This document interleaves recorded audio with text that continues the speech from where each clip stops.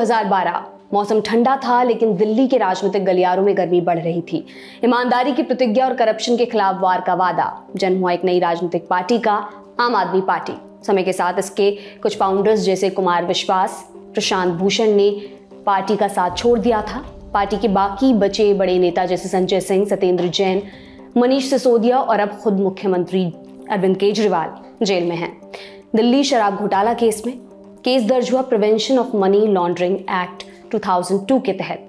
आज का एपिसोड इसी एक्ट को डेडिकेटेड है। माने आज आसान भाषा में हम समझेंगे क्या है मनी लॉन्ड्रिंग और prevention of money laundering act 2002। साथ ये भी जानेंगे इसमें बेल मिलना इतना मुश्किल क्यों है। नमस्कार, मेरा नाम दिव्यांशी सुमराव है। आप देख रहे हैं हमारी खास सीरीज आसान भाषा में।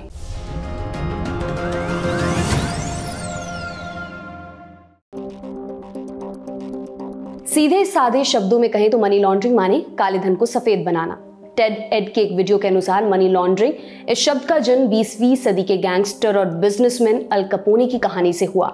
इस गैंगस्टर ने गैर कानूनी तरीकों से अपने वक्त में करोड़ों डॉलर्स कमाए, ड्रग स्मगलिंग वगैरह से, लेकिन पुलिस को उसका ये पैसा कभी नहीं मिलता था। वजह, अल कैपोने अपने आदमियों की मदद से इस पैसे को अलग अलग जगहों पर इन्वेस्ट करता था और इससे होने वाली कमाई सफेद हो जाती थी।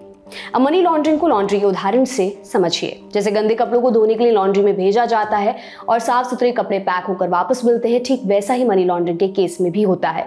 बस यहाँ कपड़ों की जगह होते हैं पैसे, मनी, यानी गैर कानूनी तरीके से कमाया गया पैसा। कुछ इस तरह पूरे सिस्टम में घुमाया जाता है कि वो सफेद हो जाता है।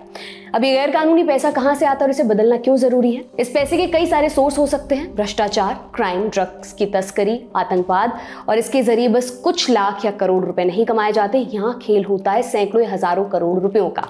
अगर इतना पैसा कोई व्यक्ति सीधे उपयोग करेगा तो इनकम टैक्स और बाकी एजेंसियों को बड़ी आसानी से उसकी खबर लग जाएगी। इस वजह से इस पैसे को पूरे सिस्टम में इस तरह घुमाया जाता है कि काला धन पूरी तरह से सफेद हो जाता है। इसमें 3 स्टेजेस होते हैं। इसको समझिए एक उदाहरण से। मान लीजिए किसी ने 100 करोड़ रुपए काला धन कमाया। अब अगर ये पैसा सीधे बैंकिंग सिस्टम में जाएगा तो बैंकिंग सिस्टम सचेत हो जाएगा। इसलिए इसमें 3 अलग अलग स्टेजेस में पैसे को घुमाया जाता है। सबसे पहला स्टेज है प्लेसमेंट। इसमें पैसे को एक वैध फाइनेंशियल सिस्टम जैसे बैंक में जमा किया जाता है। कैसे? 100 करोड़ रुपए को छोटे छोटे अमाउंट्स में बांटा जाएगा, जैसे 1 लाख या 50,000, और फिर इसे बैंकिंग सिस्टम में लाया जाएगा। इतनी छोटी रकम के ट्रांजैक्शन को बैंकिंग सिस्टम शक की निगाह से नहीं देखता है, क्योंकि देश में रोज इतने पैसों का ट्रांजैक्शन होता है। ये कुछ आउट ऑफ द ऑर्डिनरी नहीं है। खैर, अभी कपड़े वॉशिंग मशीन में डाले गए, इनका धुलना बाकी है, तो सेकंड स्टेज में होगी धुलाई। इसे लेयरिंग कहते हैं। जैसे वॉशिंग मशीन कपड़े धोने के लिए बार बार घूमती है, वैसे ही इस पैसे को बैंकिंग सिस्टम में बार बार घुमाया जाता है। इतने कॉम्प्लेक्स ट्रांजैक्शन किए जाते हैं, इस पैसे का असली सोर्स पता लगाना लगभग असंभव हो जाता है।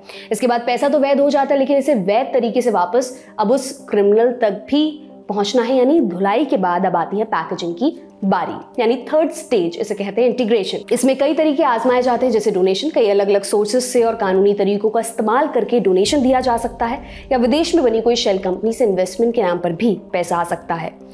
मनी लॉन्ड्रिंग से 2 बड़े संकट खड़े होते हैं। एक तो इतना कॉम्प्लेक्स क्राइम है, इसके लिए एक अलग एक्सपर्ट जांच एजेंसी की जरूरत है। दूसरा संकट है इस पैसे का सोर्स और इस्तेमाल। इतना बड़ा अमाउंट कुछ बड़े क्राइम से बनाया जा सकता है, जैसे स्मगलिंग, भ्रष्टाचार, आतंकवाद।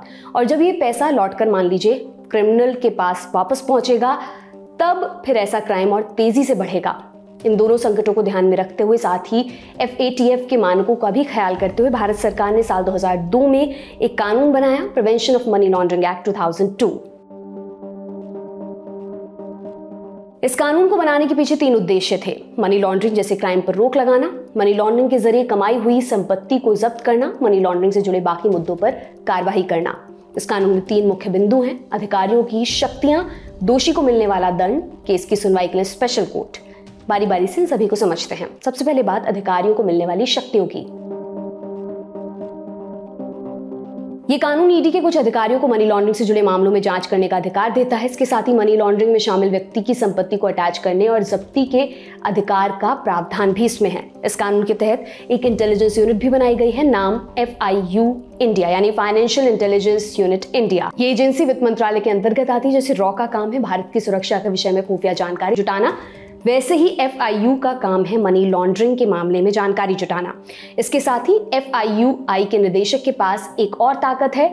अगर बैंकिंग कंपनियां, फाइनेंशियल इंस्टीट्यूशंस कानून का पालन करने में विफल हुई तो FIU के डायरेक्टर इन संस्थाओं पर जुर्माना लगा सकते हैं।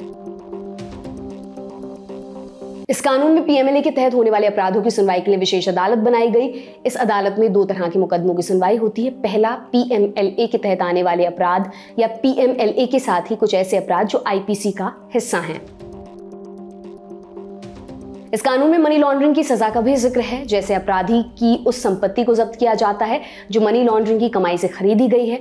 इसके अलावा इस कानून में कम से कम 3 साल की सजा और अधिकतम 7 साल तक की सजा का प्रावधान है। अपराधी पर जुर्माना भी लगाया जा सकता है। अगर मनी लॉन्ड्रिंग का अपराध नारकोटिक्स और ड्रग्स से जुड़ा है तब 10 साल तक की सजा हो सकती है। बेल मिलने में दिक्कत क्यों होती है, इसके पीछे मुख्य वजह है बर्डन ऑफ प्रूफ। ये क्या होता है? गुनाह साबित करने की जिम्मेदारी। देश में ज्यादातर अपराधों जैसे चोरी, अटेम्प्ट टू मर्डर आदि में एक चीज का ध्यान रखा जाता है, इनोसेंट अंटिल प्रूवन गिल्टी, यानी कोई भी आरोपी तब तक निर्दोष है जब तक उसे दोषी साबित ना किया जाए। अगर सबूत नहीं है तो आरोपी को गुनहगार नहीं माना जाएगा। यहाँ पुलिस या जांच एजेंसी की जिम्मेदारी है कि वो सबूत जुटाए और आरोपी पर दोष साबित करे। लेकिन देश में कुछ ऐसे अपराध भी हैं जैसे यूएपीए, इसमें प्रोसेस उल्टा होता है, गिल्टी अंटिल प्रूवन इनोसेंट, यानी आरोपी को एक तरह से दोषी माना जाता है और इस मामले में आरोपी की जिम्मेदारी होती है कि वो खुद को निर्दोष साबित करे। पीएमएलए में भी ऐसा ही है, आरोपी को ही ये साबित करना पड़ता है कि उस पर लगे आरोप गलत है और वो निर्दोष है। अब सबसे जरूरी चीज क्या? इस prevention of money laundering act में एक सेक्शन है, सेक्शन 45। इसमें बेल के लिए 2 शर्तें हैं। पहली शर्त, कोर्ट के सामने पर्याप्त कारण होने चाहिए जिसे देखकर पहली नजर में कोर्ट इस बात से संतुष्ट हो सके कि आरोपी निर्दोष है। और दूसरी शर्त, कोर्ट को यह भरोसा हो कि आरोपी बेल पर छूटने के बाद इस अपराध में कोई भूमिका अदा नहीं करेगा। इन दोनों शर्तों को पूरा करना काफी मुश्किल होता है। इसके अलावा विजय मदन लाल केस में सुप्रीम कोर्ट ने कुछ और भी एक्सेप्शंस बताए थे। जैसे आरोपी किसी अपराध में जेल में है लेकिन उसकी सुनवाई समय से नहीं हो पा रही है। मान लीजिए उस अपराध में मैक्सिमम सजा 7 साल की है और अभी तक सुनवाई भी पूरी नहीं हुई है और उसने जेल में रहते हुए उस मैक्सिमम सजा की आधी से ज्यादा अवधि गुजार दी है। उदाहरण के मामले में देखें तो 3.5 साल से ज्यादा समय। ऐसी सिचुएशन में बेल मिलने की गुंजाइश होती है। आज के लिए इतना ही। ये स्टोरी आपके लिए लिखी थी हमारे साथी आकाश ने। देखते रहिए दी लल्लन टॉप। बहुत बहुत शुक्रिया।